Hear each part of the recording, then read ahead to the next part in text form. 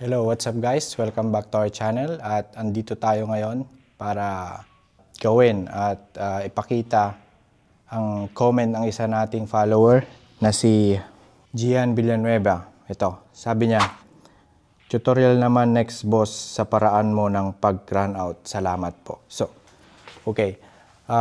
Matagal tayo hindi nakagawa ng video, no? So, andito tayo ngayon para mag-practice ulit kasi ang hirap mag-run out ng bola pag wala tayong practice. Kailangan talaga batak ang tira mo. So, ano nga ba talaga yung mga iniisip ng mga pro player?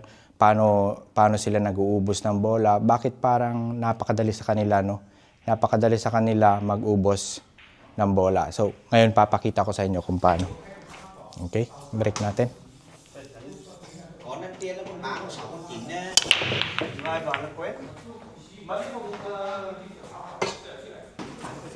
Okay, sarak na to. Makikita nyo naman.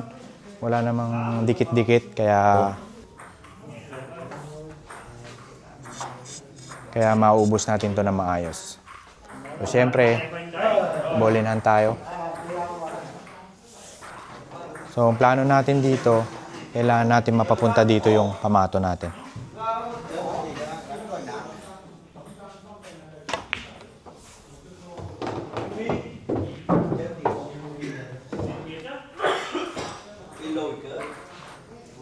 Medyo mahina siya guys, pero okay lang. So ang gagawin natin dito guys, lalagyan natin ng pektos para yung pamato tatama dito sa sais. Ganyan. So epektusan natin siya sa kanan.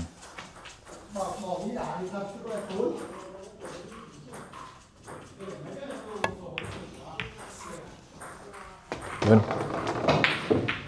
Perfect yung tira natin doon. So dito, pipitikin lang natin para dito lang yung pamato natin. Lagi niyong tatandaan guys, pag nagpe-prepare kayo, iwasan yung idiretso yung pamato nyo kasi mas mahihirapan kayo pag wala kayong anggulo. Ito sa 3.4, pipitikin lang natin.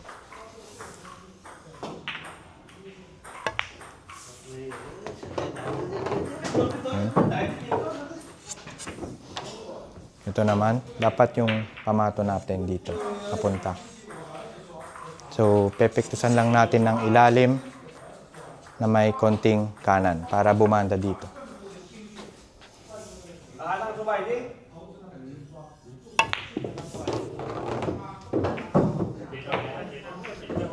Yun. Ito guys, masyadong malayo. Kailangan natin ng tiririt. Ito sa tirang to, ilalim na may konting kanan. Dapat malagay natin dito yung pamato natin.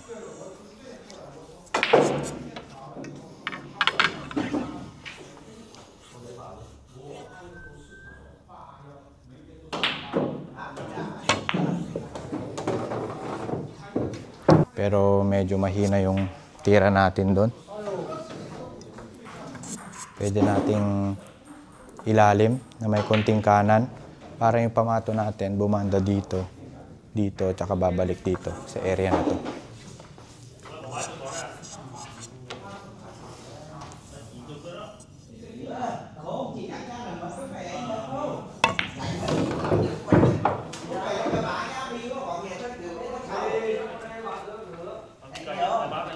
Yun, saktong-sakto yung pagkakontrol natin. Tapos, dito sa 7, papuntang 8 guys, lagi nyong isipin dapat, hindi kayo didiretso dito. Kasi, kung napadiretso nyo dito, mahihirapan na kayo sa pag-prepare nyo sa 9. Dito sa tirang to guys, pwede ko siyang itulak, tapos papabanda ko dito. Aakyat dito yung pamato. Pwede ko rin siyang pipitikin, tapos hanggang dito lang yung pamato ko. So, ang gagawin ko dito, pipitikin ko lang siya. Atrasin ko ng konti.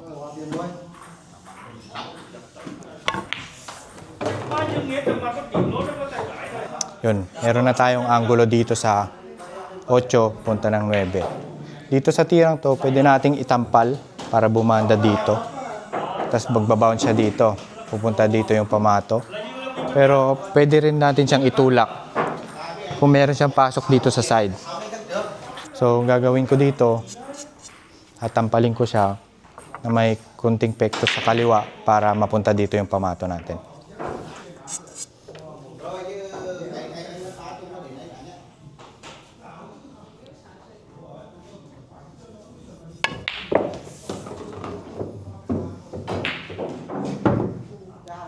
Ayun.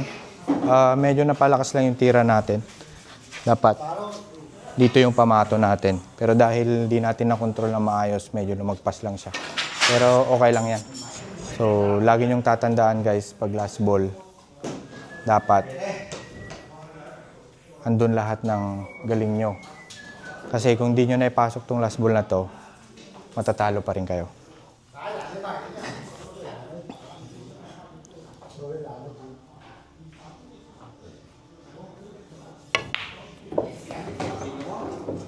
Guys, so isa pa. Break ulit natin.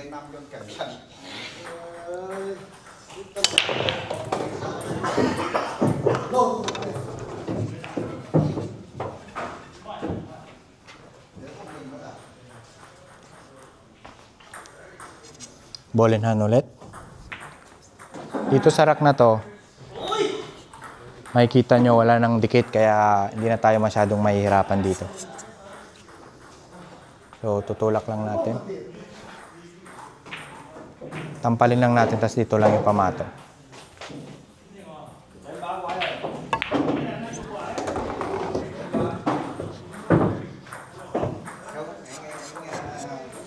Dito, atrasin natin konti yung pamato para mapunta siya dito. Mas maganda yung angulo natin ng papunta sa 5. So, atras lang ng konti.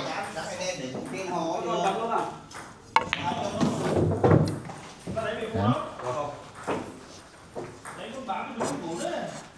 Tapos, kailangan mapunta natin dito yung pamato. Tutulak lang natin.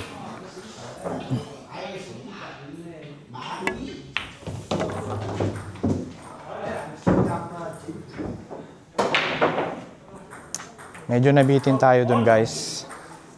Kaya papaikutin natin tong pamato natin dito. Tutulak natin, dapat babanda dito, dito, tsaka dito. Dapat mapunta dito yung pamato natin. Ibabaw lang.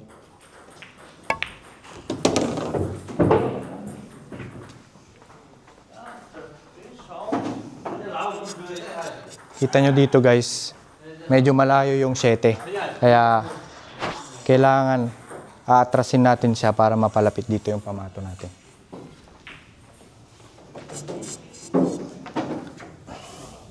Ilalim lang.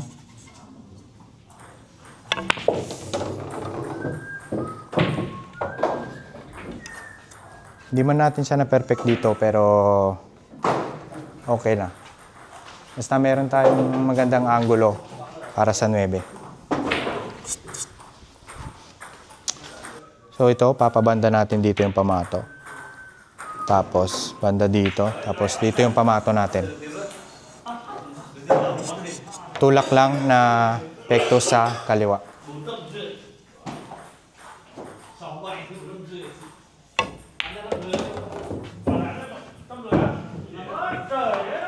Ayan guys, no? Last ball na. Di man perfect pero okay na rin.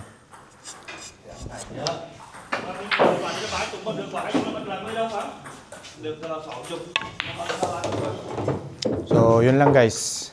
Kapag nahihirapan kayong umubos ng 9 na bola, pwede nyong gawin. Bawasan nyo muna. Gawin nyo muna 5 lang. Ganyan. Practice nyo muna yung 5 bola lang. Ubusin nyo yung 5 bola hanggang sa ma-master nyo. Tapos dadagdagan nyo, gawin yung 7. Tapos gawin yung 9. Ganun. Patas lang kayo ng pataas.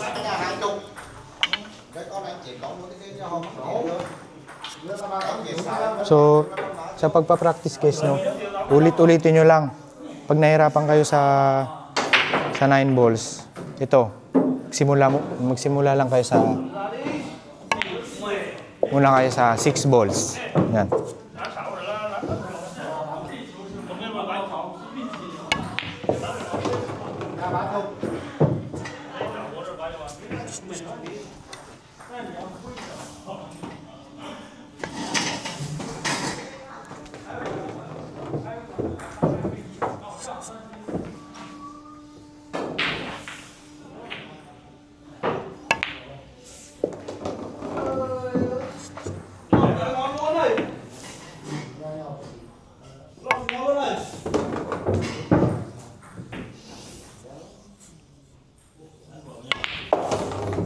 Yan. Ayun guys, kung gusto nyo pa ng mga content na ganito, mag-follow lang kayo sa channel na to at yun lang, maraming salamat.